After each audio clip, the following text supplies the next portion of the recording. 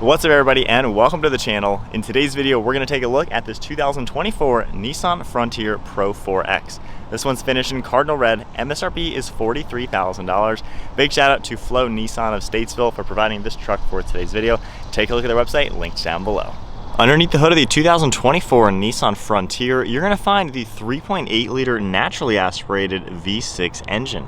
This pumps out 310 horsepower with 281 pound-feet of torque, paired to a 9-speed transmission with a 4-wheel drive transfer case. Curb weight is around 4,400 pounds. This can do 0 to 60 in about 8 seconds, runs on a 21.1 gallon fuel tank, and you're looking at 18 miles per gallon in the city with 22 out on the highway. The overall length is 210.2 inches with the wheelbase at 126. Width is 73, height is 71.4, and ground clearance is 7.5 inches. Now moving on to the styling with the 2024 Nissan Frontier. Pretty sporty looking truck with a pretty bold look overall. You got a nice set of LED headlights with the daytime running lights surrounding it, and then a nice gray grille. You can see how we have some openings in the center to provide cooling to the engine. You also have some orange in this nice Nissan badge, and then some body color cutting throughout. Nice set of LED fog lights down below, and then some metal tow hooks down below as well. You're going to see a nice metal skid plate, some silver trim throughout the center along with some plastic, safety sensor in the center, and then more openings to provide a ton of cooling. Has a pretty good looking front end. It's a little subtle, but still nice and modern looking with an aggressive look. You got some sharp body lines throughout the hood. Frontier is written out in the upper portion of the grille itself, and it definitely comes off with a more squared off appearance up in front. Moving to the side profile, you got a nice set of plastic black for the fender flares just to protect that paint a little bit. A good set of all-terrain tires, and then you can see the two-tone color on the wheels with a multi-spoke design. Got the Nissan badge right in the center. These are 17-inch wheels as well. At the side, you're going to see a set of rock rails with Frontier stamped into the side steps themselves. However, they are removable for off-roading. You got one sharp body line throughout the lower portion of these doors, body colored mirror caps and body colored door handles, and then all black trim surrounding the windows. Taking a look at the side profile, this is the full crew cab, of course, so you're going to have a nice proportion, shorter bed as well. And then you can see in back you have a pretty wide fender design for the bedside. You can see a nice sharp body line along with your Pro-4X logo. Nice design for that fender flare along with Pro-4X on the mud flap. Got a side exit exhaust, nice and tucked away, and then body covered for the bumper cap with plastic throughout the center. Got some lights in it for the license plate along with Frontier stamped into the tailgate. Got your Nissan logo, backup camera and grab handle, and then Pro-4X over on the far right side. Nice and squared off with a good looking set of LED taillights, and it finishes off the design very well. Moving on to the key fob, you're going to see lock, unlock, and panic. But go ahead and lock the truck. You can just grab the door handle, press the button, and we can automatically unlock it.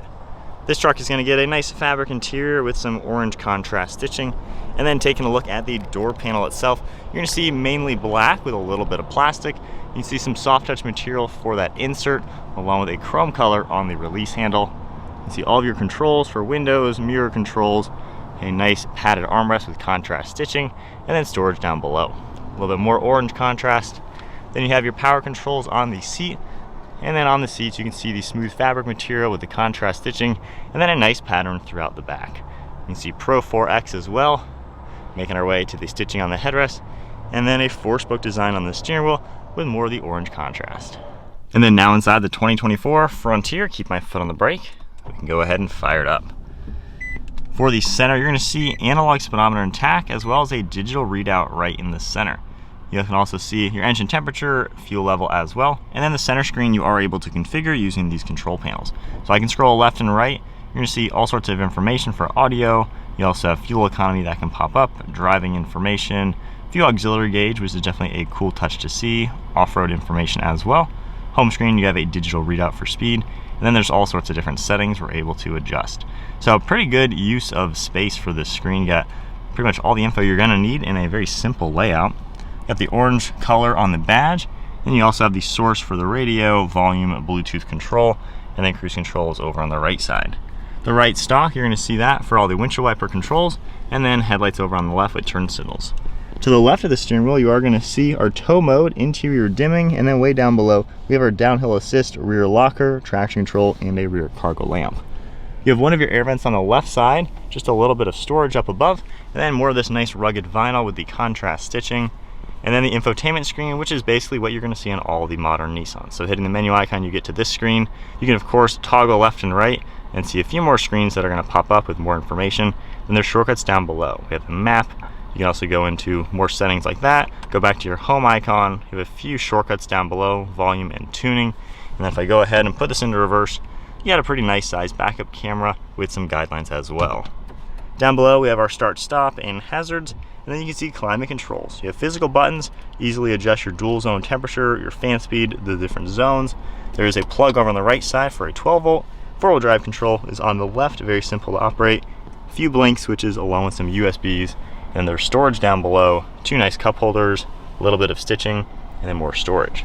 We have some padding on this armrest with more contrast stitching, and then a pretty decent center storage area. The glove box itself, a nice size bucket, as you would expect. And then one last look at the interior. Well, this is now the newest generation Frontier. It's nothing really too fancy looking anymore. I think the other brands are looking a bit more modern. However, it's got some pretty decent materials with nice vinyls, cool design overall. You have the manual sliding rear glass, black along the headliner, all of your dome lights, and then there's even a sunglass holder with a thin mirror. Moving on to the rear seat space, grabbing the door handle, opening it up. Rear door panel is finished off very similar to the front. You have this nice vinyl material, the padding with the contrast stitching, and a decent amount of storage. On the back seats, you do get a little bit of the contrast stitching and that same cool pattern throughout the fabric. This can seat 3 people. No center headrest, which is a little interesting. However, you are going to have a nice armrest along with 2 cup holders. Some cool accessories are even going to come with this truck. And then you just have 2 USB ports down below and storage on the one side. You can also take this strap, pull this up. These seats will fold down nice and flat, of course, with the seat out of the way, and you're just going to have a thin fabric material in back with just the slightest bit of storage underneath. You can also pull that lever and then lift the bottoms up, and you're going to see even more hidden storage space in the form of these nice plastic lined buckets beneath the seat base. Hopping into the back seat of the Frontier now. Honestly, this is kind of cramped. I'm 5'11". Sitting here, I do have good headroom, about 2 or 3 inches. And even with the driver's seat at my height, I have good legroom and knee room. My complaint is these seats are straight up and the base is really short. So this seat itself, not exactly ideal for grown-ups. I'm sure 2 kids back here wouldn't be the worst and possibly could fit a car seat. However, the back seat in this truck is definitely a little compromised when you compare it to the competition. We do get a dome light up above, of course, the sliding rear glass. Nice size windows, so it's fine for general use, just definitely on the cramped side. Moving to the bed space, I can just go ahead and grab the handle, give it a little pull, and it will soft open.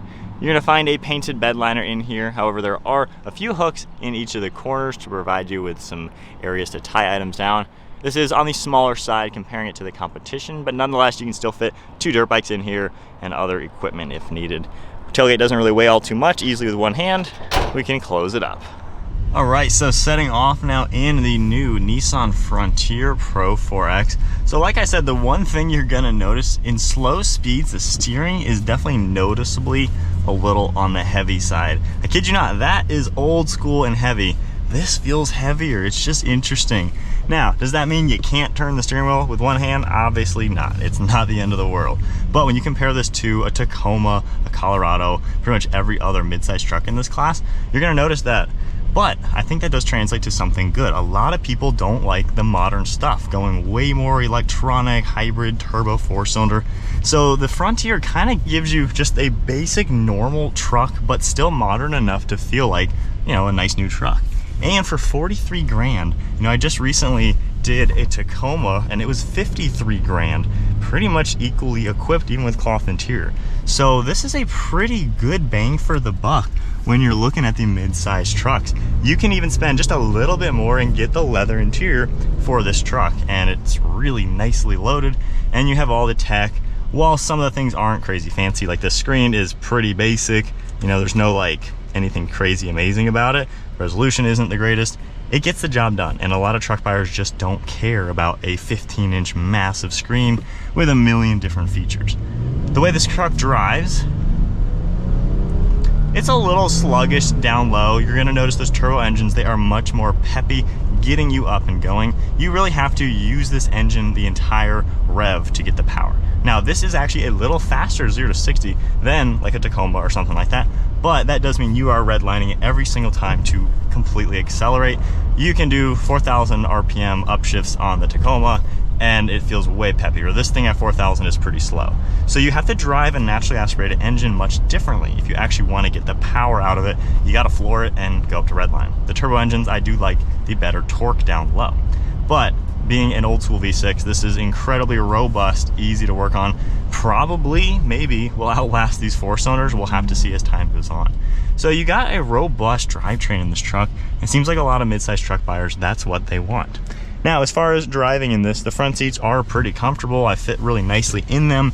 Good visibility all around. This kind of dips down like an F-150, giving you a little bit better view underneath your mirrors.